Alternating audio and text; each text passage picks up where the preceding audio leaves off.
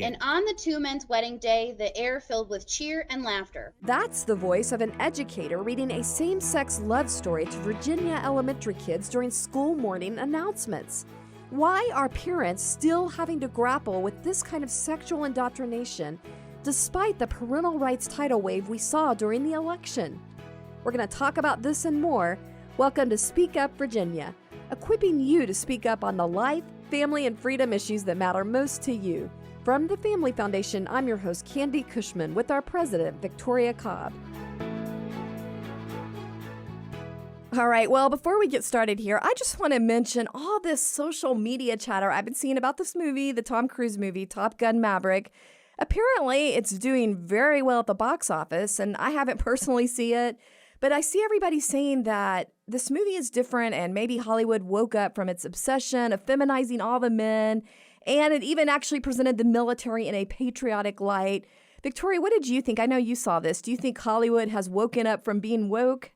I hope so, because I hope they're getting the reaction that we would expect with a fantastic movie. I mean, every movie has its... No movie is perfect, but compared to what's been coming out lately, they actually had a male in a male role doing the kinds of things that, I think men can look up to. Masculine men do. Yes, he's a hero, and he's training other future, people that are going to save our country. And so I thought it was pretty awesome. And I do hope that they really do see how well it's doing in the box office and say, we need more of this. It also was not, most of these films, even when they're good in their plot line or they have a good character, they have to introduce something. And I didn't feel like this had, things that we would find, woke or left wing. It was just sort of straightforward, which I think a lot of people miss that in movies. Just the movies that used to just have the good old plot lines and the characters and not trying to put in, an LGBT character or make sure there's a quota of diversity or make sure there's,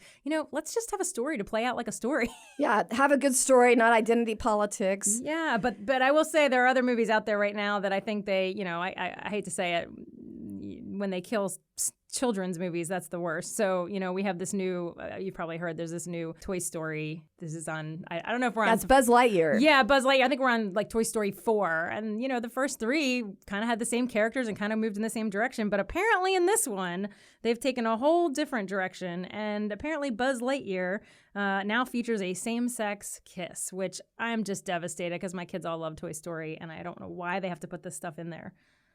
And you mentioned to me Patricia Heaton's tweet that she seemed upset that Tim Allen is not in the original role as Buzz Lightyear. Yeah, I wonder what's behind that because, his voice is the iconic Buzz Lightyear voice. And so you sit here and wonder, why isn't he in that movie? And maybe he wasn't on board. He's known to be a little more conservative than a lot of Hollywood. So maybe he wasn't on board with this. And she had some pretty strong words about what they did to the character also, just sort of mitigating the manhood of Buzz Lightyear.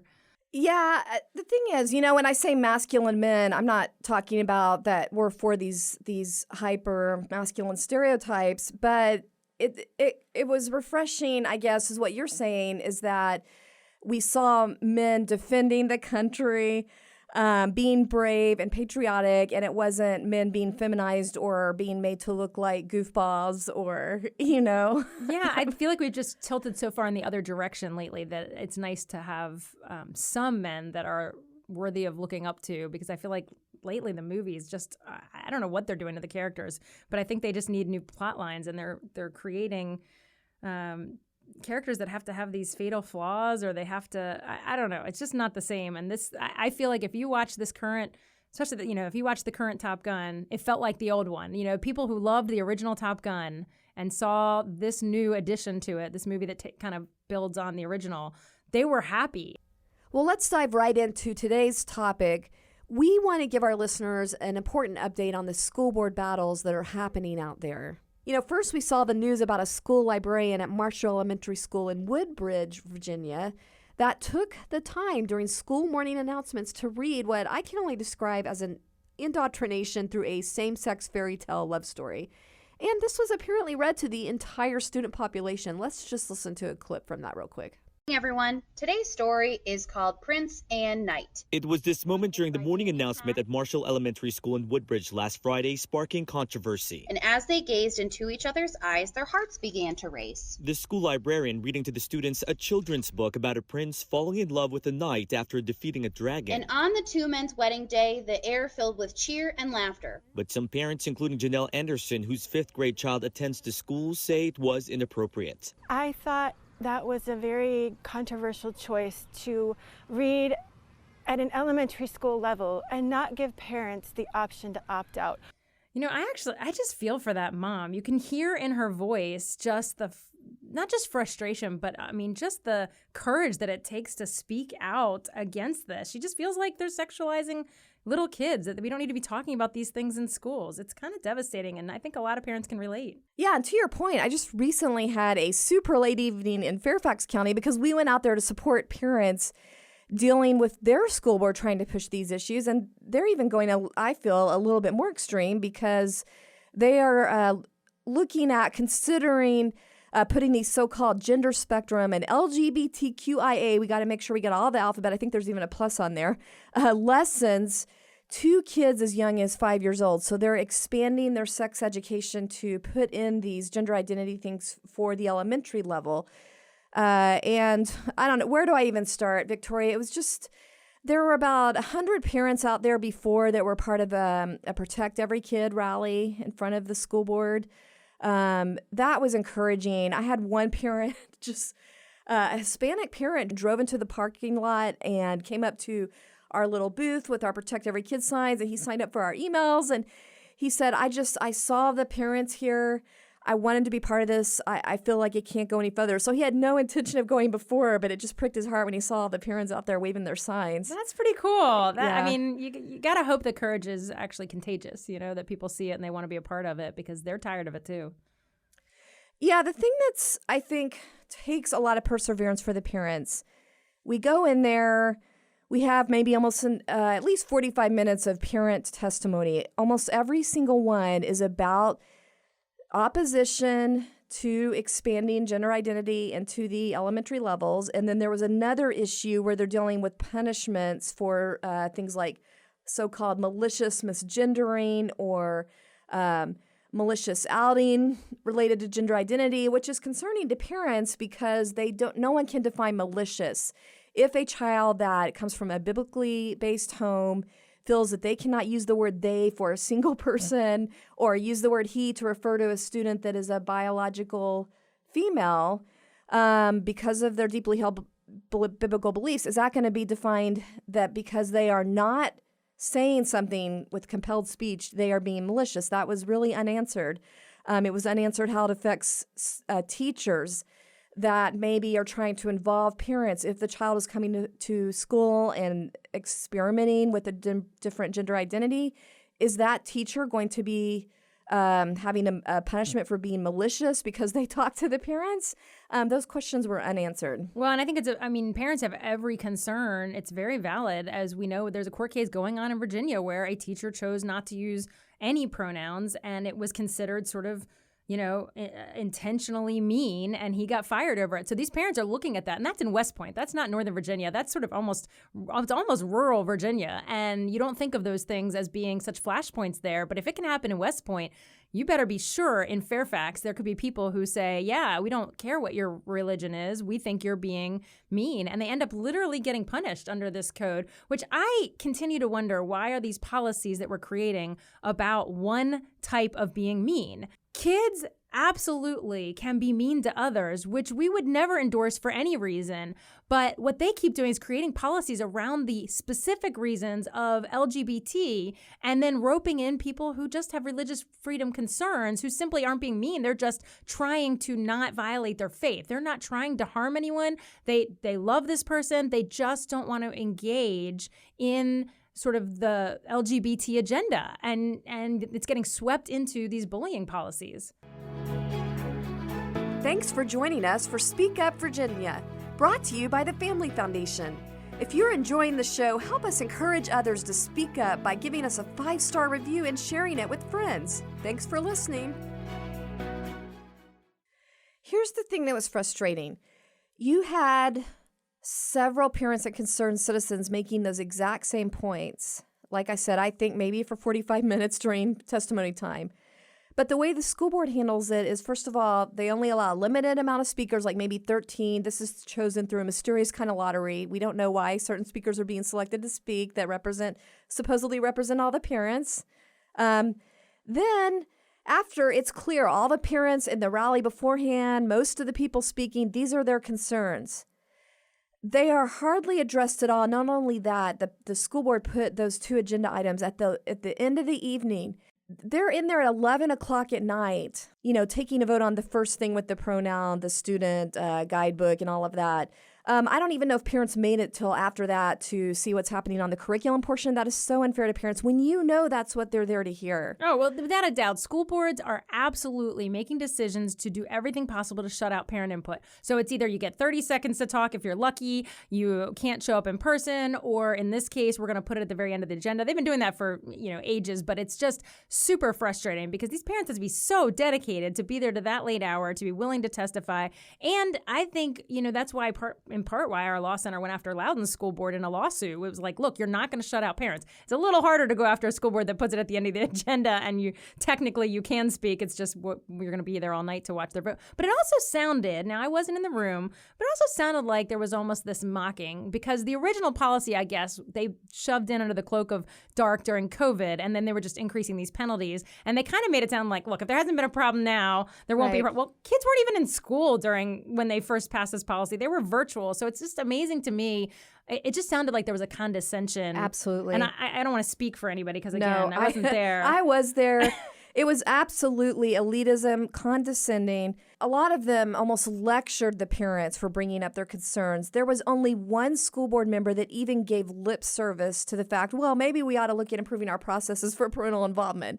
But then they're going ahead and having these processes that do everything to discourage parents. So I don't know how much credence to give that. All I know is the same day you're up there at the school board battling with the parents, I'm literally getting a call from a school board member of a private Christian school up there that is literally waitlisted in every grade. And I'm sitting there, and I literally said to him, well, it's no wonder your parents are all running to your school because they feel forced out of the public school system because of these kind of policies and this kind of treatment. One of the most emotional moments of the night was this mom that got up there and said she actually considers herself an LGBTQ ally, but she is horrified at the way they are cutting parents out of these sensitive discussions. And in fact, I think I heard her say she ended up taking her 2 younger kids out because of that. And this is the person that considers herself on the liberal side of things. Let's just listen to that for a minute.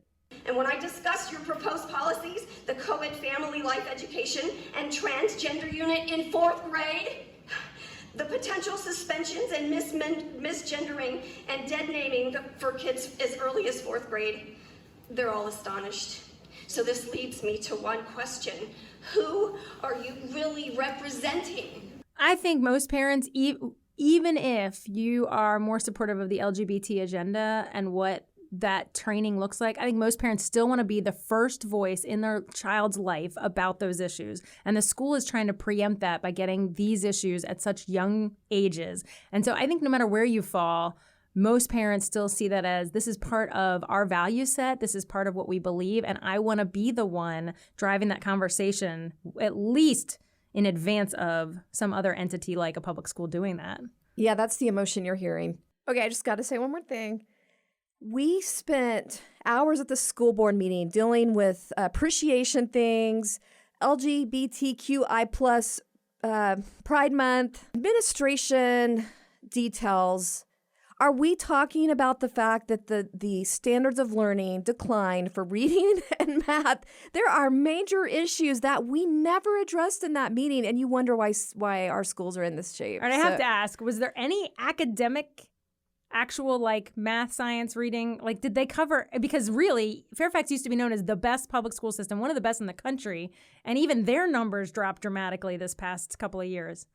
Well, for the 2.5 or so hours that I made it through sitting there, most of I didn't hear that. I heard they kind of sidelined it on cell phone discussion, and that's important, but I don't think I heard any parent actually showing concern about that. So they weren't really addressing what the parents actually showed up to talk about. Wow. That's just devastating. This is happening all across the state, by the way. We talk about Northern Virginia, and we pick on Northern Virginia, but there's a lawsuit in Harrisonburg over these issues. This is statewide, this idea that we're not majoring on the majors, that when the parents are concerned, they shove these agenda items to the end of the day. Parents have a right to be frustrated, and they obviously spoke during the election, and I hope they keep speaking at every school board meeting and every ballot box. That's right. I think the encouragement here is, even if your school board is taking perseverance and just the patience of Job, keep planting those seeds. Keep showing up. You never know when you're going to plant that seed that has fruit. Like Laura Murphy from Fairfax County, the mom who eventually was the momentum behind getting this new parental rights law signed that we now have. That was a 10-year battle for her, but we wouldn't have that if it wasn't for that one Fairfax County mom. So keep it up, parents. Do not give up. Well, it's that time again.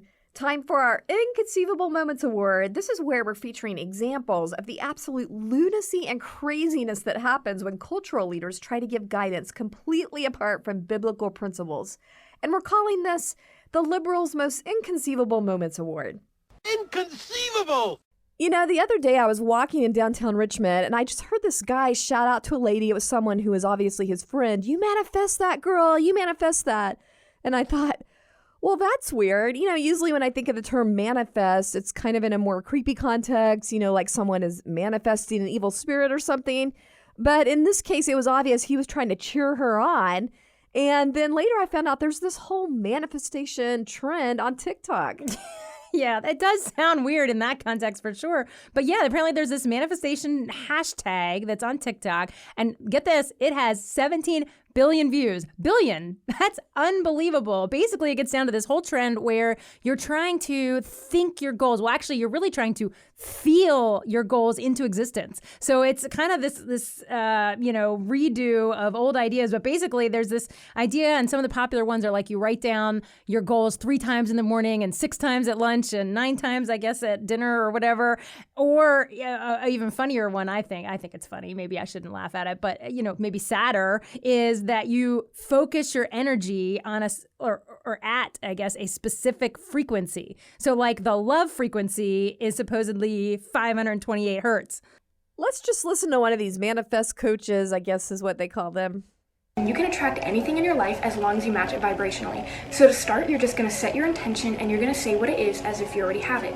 So let's say you want $1,000. You're going to say, I have $1,000. Then you're going to visualize and think about what you would feel if you already had that $1,000. Now this is the most important part. After that, you need to let it go. Don't worry about it anymore, because if you already had it, you wouldn't be worrying about it. So if you did worry about it, that would put you onto a different vibration of lack and desperation.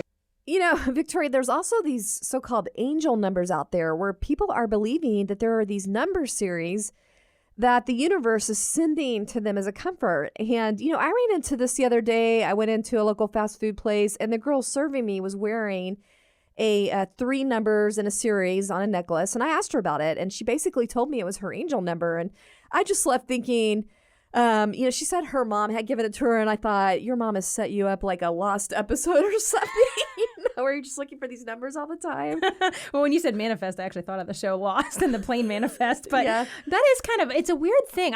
This angel number thing I hadn't really heard of, like you were the first one to tell me about that, but just all of this to me sounds exactly to your point. This mom set you up poorly. Like this is the new generation, Gen Z's maybe version of the old school, like power of positive thinking, or some of the new age stuff, focus on this that we used to be back in the, I don't know, was that 90s or whatever. And I guess, honestly, at the heart of it is just this idea that we're still trying to have control over our lives, and people are lost without God. And there's just this lostness. And so people are grabbing onto something that feels spiritual, and they're trying to get this thing to do what they want, or get their life to pan out the way they want it to. It's actually a little bit sad. Yeah, and to your point about another way for humans to try to have control over their lives, well, first of all, it's really tempting right now because we all kind of feel like we have control over nothing with everything that's going on. So I can see why people are tempted that way. Just gives them some feeling that they, have some input into what's going on around them, I guess.